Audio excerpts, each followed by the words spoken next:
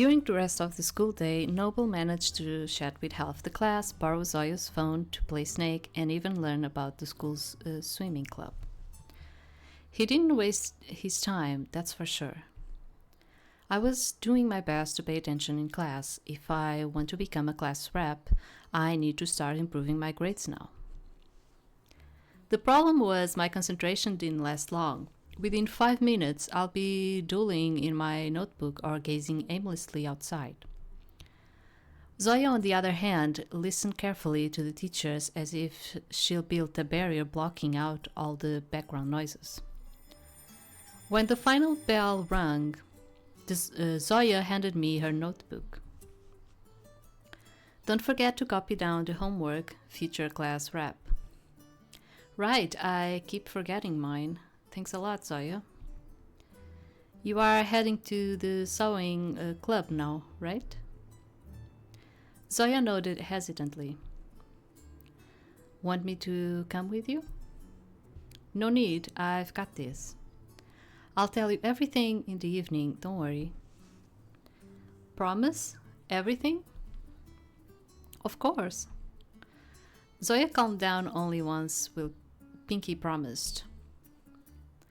When we left the classroom, Noble had already vanished. Surprisingly, I didn't hear his noisy backpack. Okay, focus. I need to fetch the chrysanthemums from the library and find Sensei. Okay, where could he be? Should I wait for him at the school entrance or try my luck in the teacher's room? Or maybe Sensei is still packing up in the chemistry room? I'm sorry. Principal? I stepped back immediately, not even daring to push my glasses back up. Revi? Like that? Principal Revi. Oh, but he put it like Revier? Because it looks like a French word up there. Principal Revier. Okay. The founder of the Anomaly Research Project, the Town and Research Center. She is also Raj's grandmother, an imposing and powerful woman. No one dares stand in her way. She has square glasses. Though she rarely wears them, no one knows her ability. So should I call her Revi or Revier? Because in here it has like a French accent to it.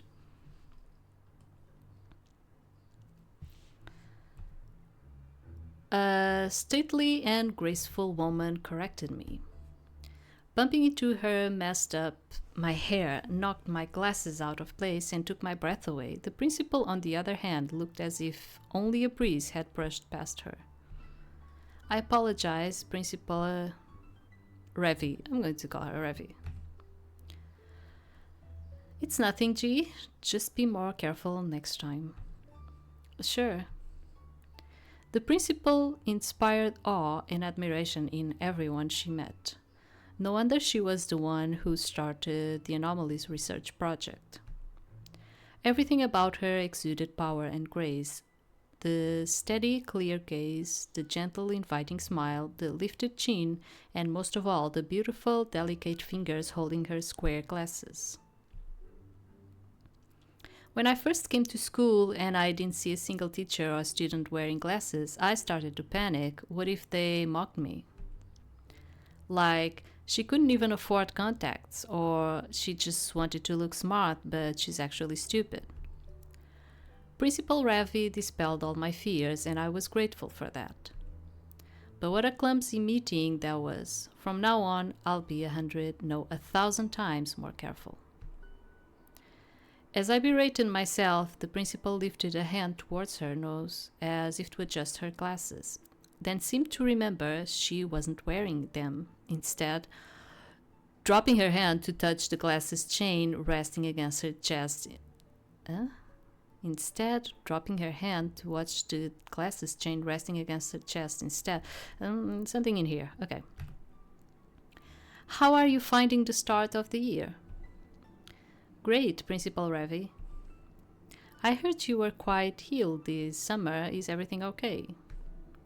Yes, I'm fine. It was just uh, tonsillitis and fatigue.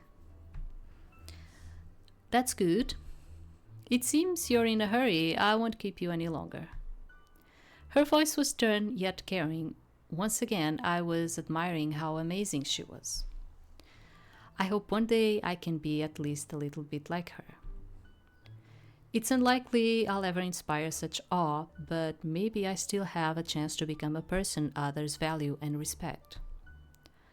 Thank you, Principal Ravi. It was a pleasure to meet you. Likewise, G. Have a good school year. Try not to make any mistakes.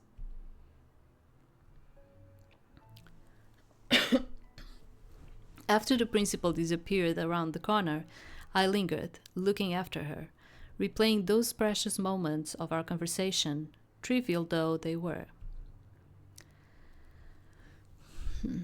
And then she immediately rushed to do whatever came first to her mind. So, wait by the school entrance, rush into chemistry class, go to the teacher's room, go up the rooftop, go to Sensei's house. Oh my god. To be honest, I would expect him to be in the teacher's room. I think it would be the most likely. So let's go to the rooftop that we didn't went the last time. I was rushing so fast I hadn't even realized I was already climbing the stairs to the rooftop. Sometimes Sensei would come up here to enjoy the sunset. Once, when I was sat near the sakura tree waiting for Zoya to come back from her sewing club, I noticed him sat up there watching the sundown. Perhaps today would be one of those days. After all, it's the return to school from summer break. He must be working on the academic plan. Reason enough to want some time alone. Oh well, I'll decided to go up. No backing out now. It is what it is. My heart skipped a beat as I opened the door and walked through.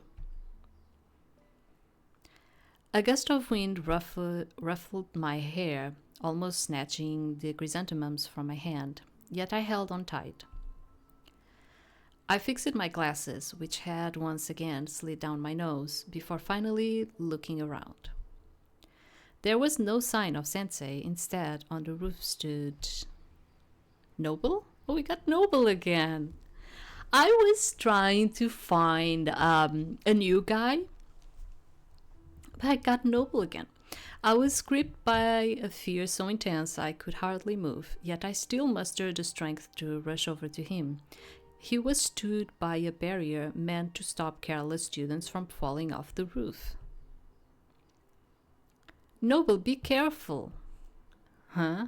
Oh, Princess. Here we meet again, Princess. Could it be fate? Noble turned to face me. He was strangely calm, as if he wasn't standing at the edge between life and death. One wrong move would send him plummeting from the rooftop. Perhaps this wasn't fate like Noble had said, but just some bad luck. Please, get down from there. You really could fall. My fear for him overwhelmed all my other emotions, making me forget all about my embarrassment. All that mattered was keeping him safe. Don't be scared, I can manage, see? To prove it, Noble grabbed the barrier with his hands, arching his body backwards. Jesus. I see. I prayed to every god I knew, begging this clown would stop fooling around and climb back over the barrier. A deafening roar filled my ears as though I was stood beneath a waterfall, my vision blurred. Let me go, please. Huh? The little princess is finally scared of us? Serves you right, you shouldn't have been waving your fists around. Let's see her fly. You want to fly, don't you? No, wait. They crashed into the ground. They've fallen. They've actually fallen. Noble! I pleaded with him desperately. Noble scoffed, but came to a stop. You are so boring, princess. Princesses don't jump from towers. I barely managed to pull myself together. Begging won't work with Noble. I'll have to play by his rules. They don't. They'll rather wait for a knight to climb the tower and injure himself instead. Sir Noble, you've already shown your skill. Now you should honorably step down. You still haven't given Sensei that bouquet, have you? Instead of listening to me, Noble just changed the subject. Not yet. I was so stunned I could barely process his question. Oh no, I'll completely given myself away. Noble's grin grew even wider, as impossible as that seemed. So it's Sensei after all. I thought it would be someone more interesting. For instance, if you like him that much, why don't you try your luck? Goodness, the princess has quite a sharp tongue. Fascinating. I take it you were a different person once, right? Damn, I thought I'll manage to get my fiery temper under control now, but Noble was testing me. We're all different when we are young. Change is natural. You're right. Noble stared into the distance, as if remembering something deep in the past. Will you tell me what you were like, princess? Maybe we should finish this conversation. When Noble's smile faded, as if someone had flipped the switch. I almost forgot why I came here. Thanks for the reminder. Noble released one hand from the rail, tilting over to the side and hanging in the air. No! I grabbed his outstretched hand. The bouquet dug deep into my palm, crunching mournfully like it was taking its final breath. My eyes stung from the sense of loss. Looks like I can't forget about the gift for Sensei. Remember that this flower was associated with sorrow? Maybe there's something in here that they want to tell us about that. The chrysanthemums can be damned. Saving Noble comes first. Noble, please. Let's talk. I'll do whatever I can to help. I'll hear you out. If only you knew how many times someone's told me that. It's always the same. Are you not capable of an original thought? I was stunned by Noble's words. Original? I had no idea what he was talking about. My fear was replaced by boiling rage. And you're anything but original. Noble stared at me in shock, like it was his first time laying eyes upon me. He then burst out laughing. What a princess! Bravo! He climbed over the barrier and I let out a sigh of relief. Water dripped down from his hair. Looks like he's found the pool then. Then why is he behaving so recklessly? Maybe something happened during practice? I should definitely speak with Zoya and... What are you doing? Noble reached out for the bouquet. Since the chrysanthemums are damaged, there's no point in giving them to Sensei, so maybe we should play a guessing game. What? My thoughts were in such a state of disarray, I could hardly figure out what Noble wanted. Apart from drive me completely insane. You wanted something original, didn't you? Let's take a guess about what will happen in my life. Fate is always unpredictable, right, princess? Noble said it so nonchalantly, like he was just thinking about what to have for breakfast. The words escaped me. I just stood there, staring blankly at Noble, unable to think clearly. Oh, right. He took off his vest and gently draped it over my shoulders. I flinched in fear. It was unusually warm. I don't want you catching a cold. He gently tugged at the bouquet I unconsciously let go. His actions were so irrational and unpredictable that I couldn't keep up with the constant changes.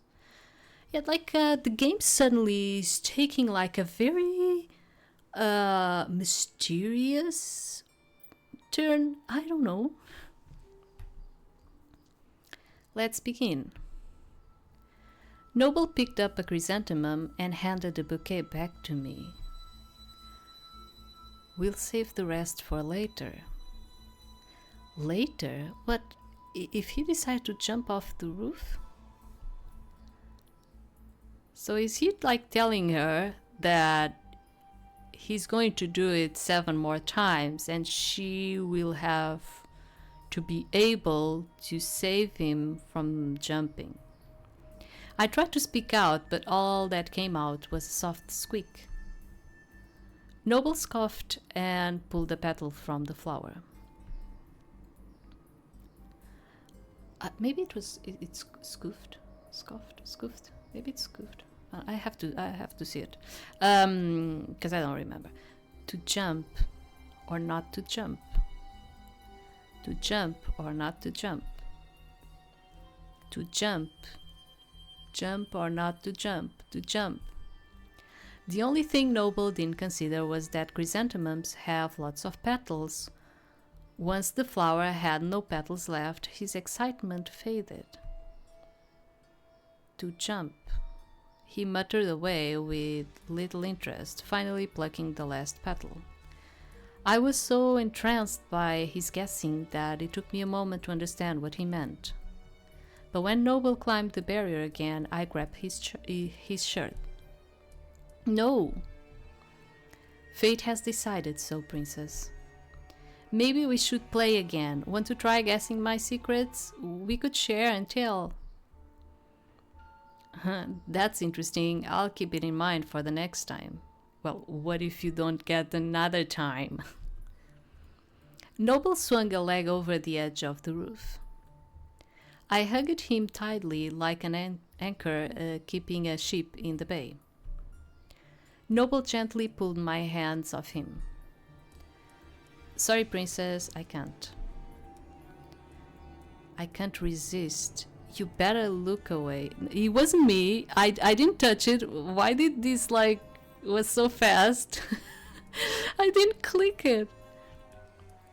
You better look away. Before I could do anything else, Noble had jumped. Okay. The wind whistled in my ears as his plaid shirt blurred before my eyes. That was it. I couldn't do anything. A terrified cry came from beneath. I fell to my knees, hardly feeling the impact against the hard floor. All I could do was stare at the barrier where Noble had stood just moments ago. Noble. I wrapped myself tightly in his vest, trying to hide from the whole world and escape the nightmare I had fallen into. The still warm vest smelled of cherry and vanilla, with Noble's scent wrapped around me. I couldn't think of anything but him. Why would he do this? Yeah, kind of weird and strange, what's suddenly happening here? I don't know. The despair, fear, and the sudden realization of my own helplessness were suffocating. I could no longer resist and burst into tears. Voices rang out from somewhere below. The wind grew stronger and colder, lashing at my cheeks, but I didn't care. I cried so long that the vest was soaked in my tears, and its scent grew even stronger. My glasses were completely steamed up from the tears, but I didn't bother wiping them. I'll rather see the world blurry and unclear than face all its horrors. Gee! The voice calling me, I heard it call out again and again, trying to reach me. Who? Why? It didn't matter. Leave me alone. Gee, look at me. A pair of hands wrapped around my face and turned my head. Zoya? I'm here. She held me tightly as though she feared I'll disappear from her arms.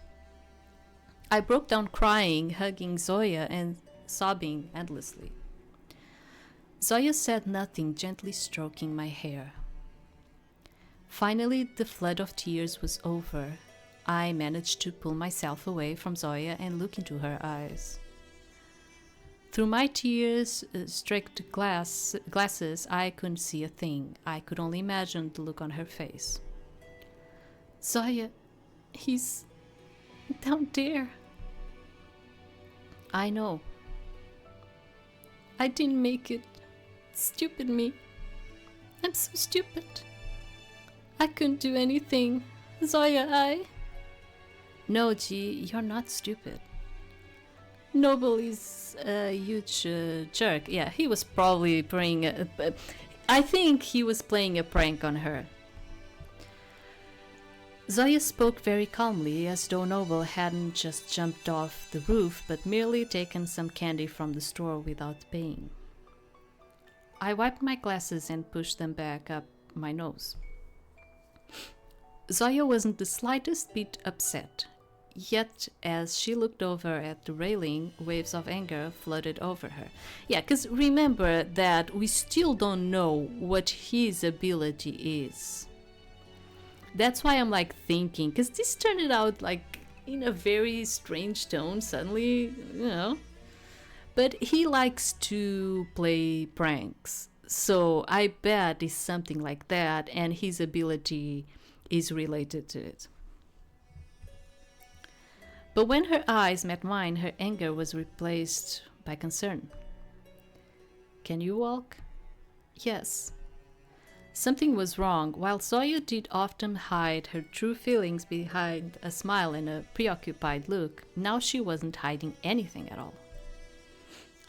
Zoya was genuinely furious with Noble. She did not have the slightest trace of concern for him. Why? Can you make it downstairs? Zoya, what's going on? Noble didn't die. I grew even more terrified, imagining his body fractured, bruised, and who knows what else. Would he even be able to walk? How could he live in such a damaged body? Don't worry about him. Baffled, I look at her, the only thought on my mind, why? Suddenly, all the pieces of the puzzle came together in my mind. All his fake bravado and fearlessness, Noble's words about being told to stop countless times. The way he was so sure we'll join him in yet another adventure. Libertas Island, people with abilities. Suddenly it all became clear. He is a total jerk. Can you walk? Zoya repeated. I tore his vest off furiously, as if shaking off a disease, and handed it to Zoya. She accepted silently. I sure as hell can. Zoya and I pushed our way through the crowd. A couple of teachers and a nurse were already by the fallen body, checking over Noble. The boy lay under a bush with one arm bent at an unnatural angle and his pants torn. A pool of blood was slowly spreading from under his head. The horrifying sight was nearly enough to make me forget my anger, but I quickly reminded myself that Noble would be fine. I didn't know if he had iron bones or some healing ability, but this guy clearly hadn't jumped just for the sake of hurting himself. Gee, Zoya? Noble coughed and spat blood. The teachers began to wail. I guess coughed, yeah. Noble coughed and spat blood. The teachers began to wail. I'm sorry, my English is not the greatest, as you can see. So sometimes I'm like reading and I kind of get sometimes I'm reading and I kind of get that I'm saying it wrong, but then I'm like just continue, you know. How could you? Zaya suggested we head straight back to the dorms, but I needed to see for myself. Proof of just how awful Noble was. Noble stopped smiling. It seemed he fully grasped everything I meant with my words. You were curious about my ability. I had nothing to say. I just waved him off like a bothersome fly, snatched his vest from Zoya, and dropped it to the ground. Noble was still talking, but I didn't try to catch his words over the roar of the crowd. Let's go, Zoya.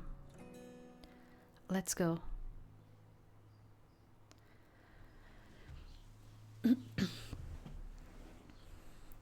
Yeah, I am I kind of like the teasing guys, and I like Noble kind of has a personality that I tend to like, but not exactly when we are talking about that phase of the teenager phase. Do you understand? Because I like this type of teenage pranks. For me, I don't like them. Okay, this part I don't like about him, but he kind of has like a bit, let's say, like a bit of personality that kind of gets to me. Even the herbal tea that helped me calm down during exams couldn't help this time. I still can't believe Noble is capable of such sick jokes. Yeah, that's when it starts getting a bit too much, you know. I like people that can have fun, can tease, but when it's just like those pranks that are going to hurt you and leave you sad and stuff like, I don't like that. Of course, when you become an anomaly, sometimes what can be considered acceptable is blurred, but not to this extent. Gee. Zoya gently placed her hand on mine. Only then did I realize I was biting down on my lip. Sorry. No need to apologize. Noble's the one at fault for what he did. Does he pull stunts like that often? Zoya let out a joyless laugh. Pretty much. As a child, Noble was simply curious. He wanted to understand everything he could see. He would always unwrap Christmas presents ahead of time. And he could easily take apart an alarm clock just to see the beautiful screws and batteries. Yeah, this is like the part in Noble that I really like. I like guys like that. They tease, they are very curious, like they are capable of taking apart the alarm and sometimes even put it back together. Yeah, I like that type, but not like the pranks and stuff like that. Yeah, no, I don't know. But I think it's mostly because we are talking about teenagers in here. Something changed. One day something happened and he stopped being just a curious boy. My brother turned into a real daredevil. Not long after, he tried walking barefoot on glass, staying underwater for hours, stabbing himself in the stomach. Horrible. So he's kind of like, maybe he jumped because he was curious too. Yeah. Wait, when he was still a child, did he have his ability that early? Then why didn't he transfer before? Yeah, that's actually what I was thinking about. Remember, in the beginning when they were going to get him, and I was like, if they knew he had the ability, why wasn't he with them, you know? Zoya paused before answering, gathering her thoughts. He pulled too many of those stunts. Our grandfather couldn't take it anymore and secretly sent him to a mental hospital without telling our grandmother or me. Oh my god, that's like so bad. You know, I have really bad memories of mental hospitals because when I was a kid, I used to visit a person in a mental hospital and it was horrible. It's just horrible. And like putting a kid at a mental hospital is just, gosh. Noble wasn't against it either. Maybe he believed he'll actually get help. Remember how they told us that using abilities too often could harm a person? This is what some of the consequences look like. We hoped Noble would get better here, but it seems we were wrong. I didn't understand my own feelings towards the whole situation, so I stayed silent. What kind of awful ability makes you act like that? How does Noble even live with it? Well, he's the curious type, so he's like, let me experiment and do other things and die in other ways, you know? And since he's a prankster, he's going to use that to torment others. I'm not asking you to forgive him, definitely not. I just wanted you to know why he acted that way. Right after Zoya's words, I received a message from Noble with an apology. Somehow, he even managed to type it with his left hand. Stop. Did I ever even give Noble my number? So that's why he asked for my phone during the break. We sighed in unison. Well, no matter how much Noble tried to win me over, I wasn't going to reply or forgive him. But to understand him, what a long day, huh? That's for sure. We sat a little longer. To distract me, Zoya started chatting about her new dress and how hard it was to sew on ruffles. After a while, the terrible events of today faded from my mind. Finally, it was time for us to part ways. Zoya wished me good night and disappeared behind the door. A moment later, another text arrived on my phone, this time from Zoya. Text me if you need anything. I'm really lucky to have such a caring friend. If Zoya hadn't come to help, I might have spent the whole night on that cursed rooftop. I honestly don't know if I could ever return to that place. Enough with these depressing thoughts.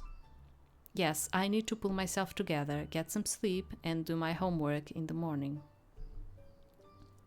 Tomorrow is a new day. There is a whole journey I must embark on to become a class rep. Thinking about Sensei helped me finally drift off to sleep. Despite Zoya wishing me sweet dreams, my dreams weren't anything but...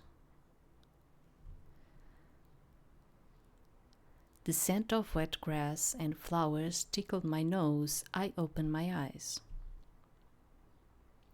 I found myself standing before a wide meadow covered in flowers. Endless rows of chrysanthemums, carnations, and poppies stretched as far as the eye could see, gently kissed by the soft warmth of the rising sun.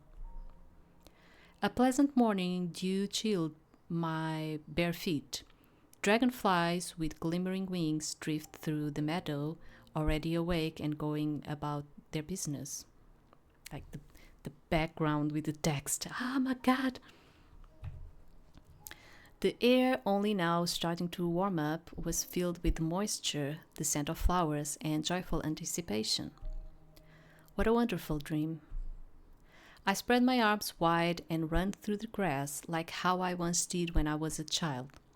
My fingertips brushed over the petals, while the flowers' rough stems tickled my heels. It's so beautiful here. I kept running and running, yet the field was never ending, forever the same. The same flowers, the same grass, the sun rose higher and higher, breathing life into the frozen scene. As the light grew brighter, the darkness faded away.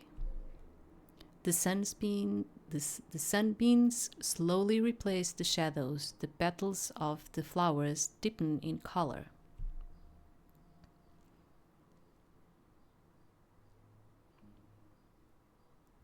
I ran over to a pile of gray stones that seemed out of place in this picture. What's that? From afar, I thought they'll simply been tossed into a heap, as if an irritated tourist had swept them off the road into a pile to clear the way. Or perhaps the shamans had held a funeral for the dead and later someone had destroyed their graves. But the stones, arranged into pyramids, stood intact and indestructible. There were small rocks interspersed with bigger ones. It was amazing how the structure could maintain its balance. Strange stones, some mysterious pyramids Jean stumbled across in one of her dreams. Their peculiar shape suggests someone built them on purpose. For some reason, G can't get them out of her head. There were 2 pyramids. Even if no witchcraft had been performed here, some kind of ritual surely had taken place. Maybe it was a private ceremony? Is there someone else here? Yeah, I don't know if you could hear, but there was like a laughter. I looked around. I realized the field of flowers wasn't flat at all, but rather it gently sloped downhill. The flowers fell into a funnel, spilling over to the other side. Yeah, again, I could hear laughter over there too. It was soft and bright, like the chime of bells. Carefully, I ventured down the hill, flowers spread across it, like jewels woven into a braid. I really wish that they would put some opacity in the text box in here, because it's kind of hard for me to read. The sea of flowers spread over the many hills nearby, stretching up until a long, winding river. 2 people were set down by the riverside. 2 people. A boy and a girl. The strange duo from G's dream in the flower field. The boy closely resembles Sensei, although it's not actually him. G remembers them both vividly. Maybe they were a manifestation of G's desperate desire to win over Sensei's heart.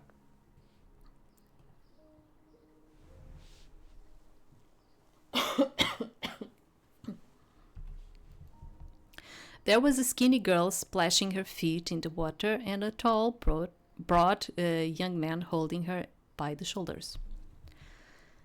Take that. Serves you right. That's what you get for tickling me. Oh no, someone save me from this scary girl. I was so wrapped up in watching them mess around, I hadn't even realized that I'll come closer and sat down nearby. Flower steams coiled around my legs while the grass blades tickled my belly.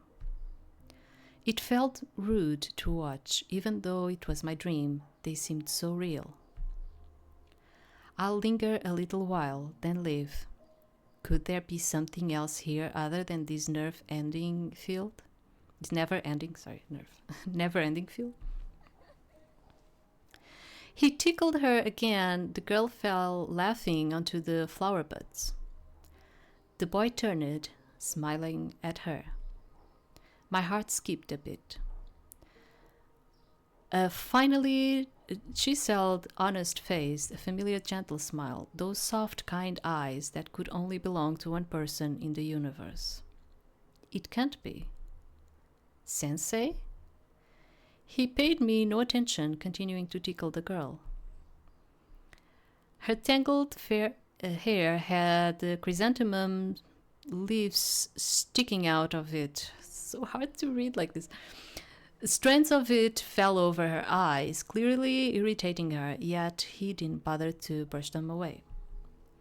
In a daze, I examined him, recognizing more and more familiar features, and yet... No, this wasn't Sensei. He resembled my favorite teacher, but it wasn't him. Did it ever happen to you like you are dreaming about someone? This actually already happened to me. Like, you know that you are dreaming about someone and that someone has a face, but you know that it's not that person. It's not that face that you are seeing. That person is someone else, but it has that person's face. Maybe it's what she's feeling right now. I mean, it's very, very rare for me to have that type of dream, but I know it happened to me. So I'm like, maybe that's what she's like facing right now. I only felt truly relieved once I noticed there was no mole at the corner of his left eye. Yeah. Maybe because Sensei is the one that she identifies right now as the one that she loves. She's seeing his face in there. But maybe it's not actually the person that is in there. You know, it's just that she connects the feeling of love right now to Sensei, but maybe it's not that person. My heartbeat slowed and my chest brimmed with an overwhelming joy. After all, I'd seen someone resembling my beloved Sensei.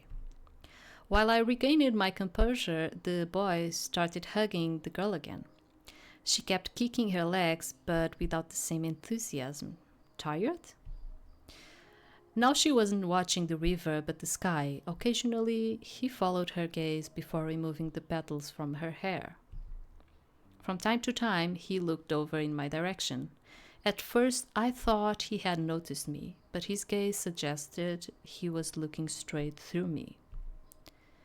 It felt a little creepy, as if I was just a mirage, nothing more than a part of their dream.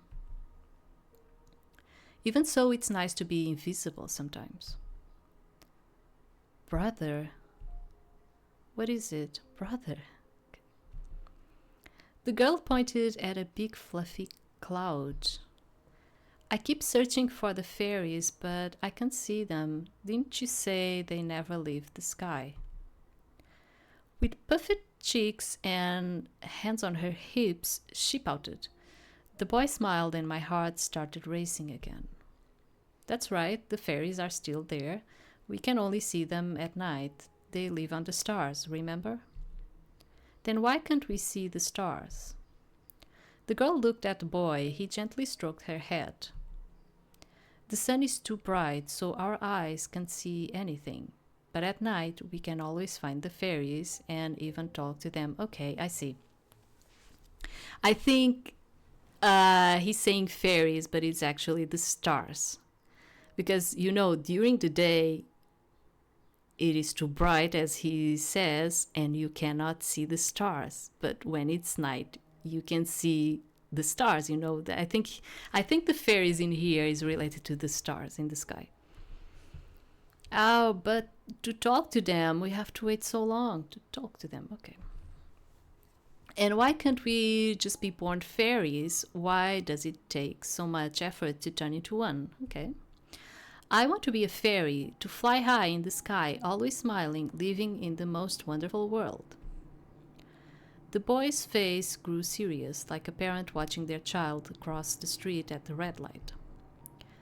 Remember what I said? Turning into a fairy is dangerous, and being one is even more dangerous. You have to sacrifice a lot for this. The girl rummaged in her pockets, pulling out a few candies, a button and a thimble. I'm ready, take me with you. The boy laughed. Sadly, I'm talking about things we can't touch, like time or love. Like when you're going to leave us behind to go there? Well, I'm not exactly leaving you. I don't want to become some powerful fairy. I just want to reach that world and test myself. I'll be visiting you, sweetheart. Promise? Of course. And if you lie and don't visit, then I'll accept your harshest punishment. The girl laughed and lunged to tickle her brother. He gave a faint smile, but let her do whatever she liked. Though a sorrowful, thoughtful look lingered in his eyes. Dusting off my skirt, I turned away. Enough eavesdropping on other people's business. I'll better take another look at those strange stone structures. Maybe I'll notice something curious. As I made my way uphill, I glanced back a couple of times. The two carried on laughing and chattering, carefree as ever. It was eerie, as if they were forever frozen in that moment, doomed to live there for eternity. It's okay, it's just a dream. I wonder if I'll remember anything when I wake up. Usually I forget everything, maybe because I never get to finish my dreams. An alarm, a message from Zoya, something always interrupts them.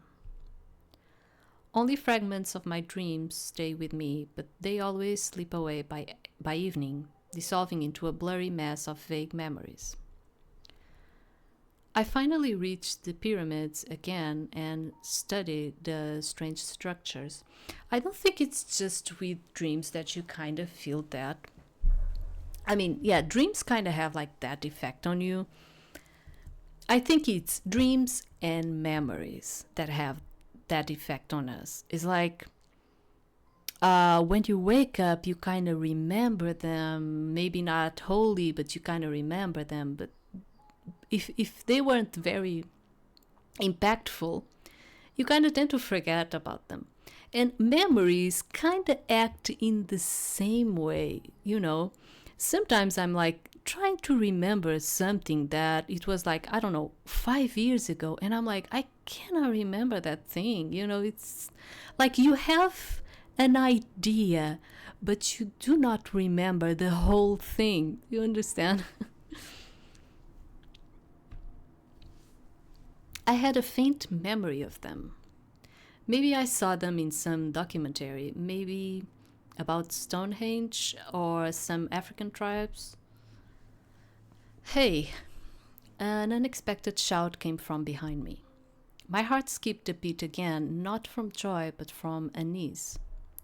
Who's that, and why can't he see me? I slowly turned around.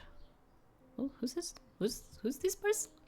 Before me stood an unfamiliar young man whose looks didn't match the beautiful scenery at all. Messy hair, a tired, sleepy gaze, and glasses. Well, would you look at that? I squinted, staring at the big, stylish, square lenses. Maybe he wears them just for looks. I need to focus. Should I start the conversation? Though he was the one who called out, he seemed confused, just watching me, studying me closely. So he just like kind of found her in there, and maybe he is confused too. It was unsettling. It felt like I was some kind of a lab animal. I should make it clear who's in charge of this stream. Not the friendliest way to begin, is it? My name's G, and yours? Can you see me? Why is he so shocked? First he calls out to me, and now he stares at me as if I'm a ghost. As you can see, I should stop hanging out with Noble, or my jokes will get even worse. The stranger seemed to ignore my words, instead walking closer. I found myself backing up, caught off guard by his scrutinizing look. A light breeze whipped a few petals into the air. I shivered and hugged my shoulders. Something's wrong? Are you aware this is a dream? What a strange question. My heart pounded heavily as fear seeped up from the depths of my subconscious. I'm definitely dreaming, otherwise you wouldn't be asking such strange questions. You are right, people don't usually ask that, not even in a dream. My name is Lucas. Nice to meet you. Lucas. Is it like his ability to enter people's dreams or something? Yeah, ability, appear in others' dreams. The mysterious boy who appeared in G's dream. So he's like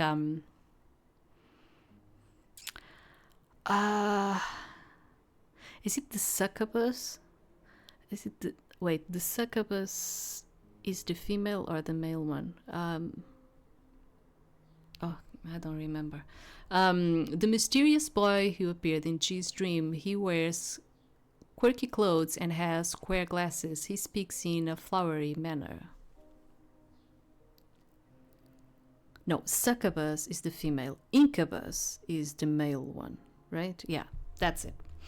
Me like thinking, is he some kind of an incubus? Lucas offered his hand and found myself shaking it. You have an interesting name. My parents spent a long time deciding. In Greek, it means light. Lucas, yeah. What's your name? He looked at me intently, as if genuinely interested. She already said her name. Guess I'll have to disappoint him. I guess my parents didn't overthink it too much when they chose my name. Maybe they just never told you why they picked it. Are you the first child? Yeah, my parents didn't pick my name based on the meaning of it. They didn't. He seems rather lacking in tact. I ignored the question, which didn't seem to bother Lucas at all. When it's a long-awaited child, especially a firstborn, parents research everything and choose a meaningful name. Not my parents, no. But this thing of having a meaningful name, it's more of the Eastern thing. I noticed that too. They do kind of tend to do that. In here, I think it's more like, it sounds cool, or like it's trendy or something. I think in here is more like that. But in Eastern countries, I noticed that they go a lot by the symbolism of things. It's important to go by the symbolism of things. He examined me with a sharp, icy stare, as if I was a test subject. I'm sure they just didn't tell you. I never said I was the first child. No, but I think you are, though. What? How do you know? Lucas huffed in triumph. Your reaction gave it away. Bluffing is the easiest way to check. Well played, I can't deny it. Sorry if I crossed the line. I was just curious. Maybe I should try sneaking off? No, I feel like something won't let me live. Meanings carry real weight. Especially in dreams, like hidden symbols. I could no longer tell if he was speaking more to me or to himself. What a mysterious guy. He sees me. He understands that we're in a dream. Furthermore, he understands that we're in my dream. Maybe that's what's keeping me from running away. It's time to ask my own questions. This is just me speaking with my imagination, right? You don't exist in reality. Judging by his look, my question hadn't bothered him at all. If anything, Lucas' eyes grew more interested in me. And what is reality, G? How does he come up with such strange and unpredictable questions? Nope, not giving in. I'll call up with a clever reply this time. Reality is what we can see. Then dreams are a kind of reality too. Just admit you were trying to dodge giving me a straight answer. Lucas huffed in triumph again. You got me, so I'll respond regardless. I'm not a figment of your imagination. I actually exist. I can also enter others' dreams. So that is your ability? Then why aren't your eyes glowing gold? Are they supposed to glow gold when they use the abilities or something? I don't know. Lucas hesitated before answering, as if gathering his thoughts. Finally, I had gotten him somewhat flustered. Great, I'm celebrating beating a strange guy from my dream. We're in a dream. Things work a bit differently here. By the way, this is my real appearance. Is that yours? It seemed he was once more avoiding a clear answer. Fine, I won't press this time. Yes, this is how I look in real life.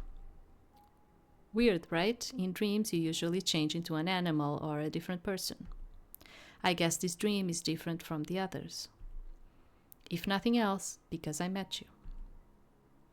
Lucas gave a faint smile, but his eyes reflected an icy calm. As a thank you for your answers, I'll show you something interesting. Lucas pulled a small dreamcatcher-shaped amulet from his pocket. Its feathers clinked against each other with a metallic chime. Do you want to take a closer look? Before I could answer, Lucas handed me the amulet. I carefully took it into my hands.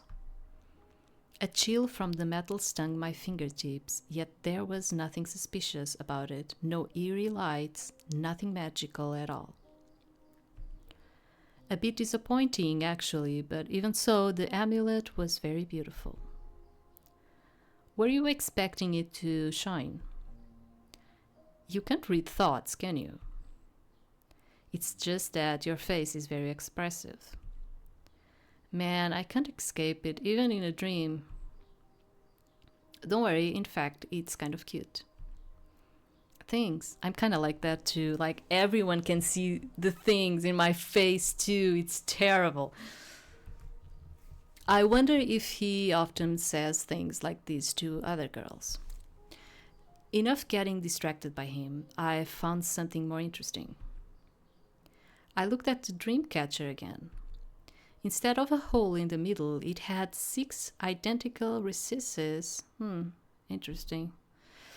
Around the grooves were ornate runes, almost like those of the islanders, but not quite the same.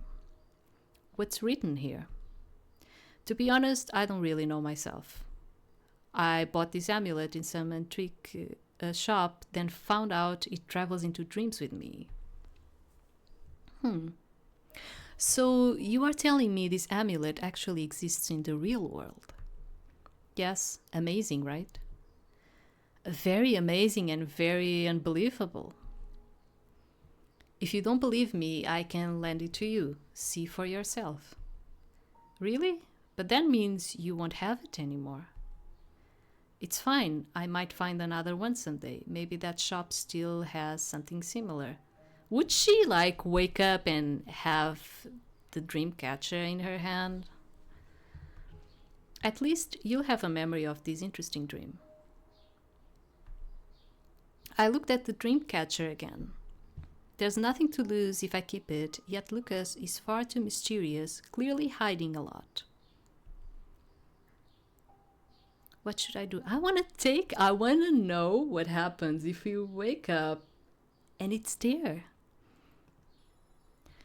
Anyway, I'm in my own dream. Even if this guy is deceiving me, he'll vanish as soon as my alarm rings. Fine, I'll test your theory. If we ever meet again, you'll owe me one wish. Sure? Apparently something about my expression amused him because Lucas began to laugh. Kidding. What is it? What is that? I think he said that. Sorry. Lucas seemed to lose interest in me and walked towards the stone pyramids standing nearby. I followed without thinking. Do you know why they make this? I have no idea. Usually tourists put them up to mark that they've been here. These, though, were built so someone could make a wish. See the little stones around them? Lucas pointed to the base of the pyramids. I looked closer and only then noticed that both structures were surrounded by circles of tiny stones. Whoa! The tighter the circle, the higher the chances the wish will come true. It's your dream, so you ought to know this ritual. How come you don't? Perhaps I knew before, but now I've completely forgotten. It's a pity.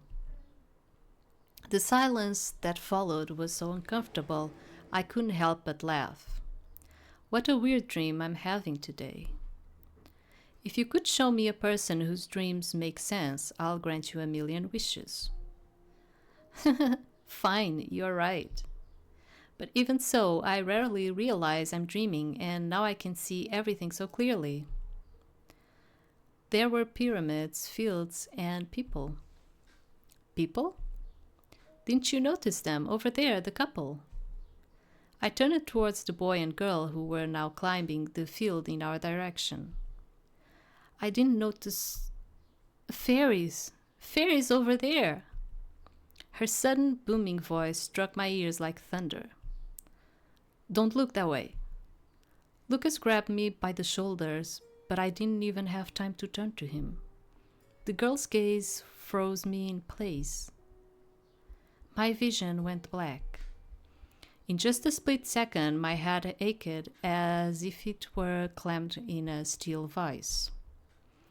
It was so tight, I thought my head would burst. Damn, that was quick. I felt a pair of warm arms wrapped around me. Despite the pain piercing every cell of my body, I managed to turn to face Lucas. Will we meet again? I don't... Lucas clearly wanted to say something, but the pain grew unbearable and the darkness surrounded me. Okay, so this is the demo, and I don't know what to say about it. Like, I liked it. I felt like it was very different from the other Western games I've been playing, because usually you kind of tend to see your love interests very, very, very fast in the Western games. Like, it's just a bit and then you know everyone, you know, like an hour or something and you know everyone. And we basically only met Sensei, Zoya, Noble. We saw a little bit of Raj, and there are like these two boys in here too that we don't know who they are, but I didn't went to other places. Maybe they were in the other places that I didn't click the choices. And we saw this one Lucas guy that I don't know if he's like the +1 or something. I don't know. Let me check in here if he's in here. Yeah, we have G, the protagonist. We have Olan that we didn't met. Raj. There's a guy that is really called I thought he was just like you know, to us, but no, his name is Shu. Okay, we didn't met this guy. And Noble and Sensei, Zoya, yeah. And since they talk about 6 routes and 6 routes +1, maybe it's the Lucas one? I don't know, honestly. So what I was saying is that I kind of liked it. I feel very I don't know, unsure about the story though, because there are elements in here that are kind of weird and I'm not like connecting dots in here. In terms of romance, I don't even know, because I didn't felt like the romance was in the demo yet. But I'm kind of curious, and this is still in development. And if you want to try the demo, or if you want to learn a bit more about the game, you can get it on Steam. At least I got it on Steam, the demo. So I'm going to put the links down below. And if you want to try the game and experience yourself and see if you like it, it's going to be in there.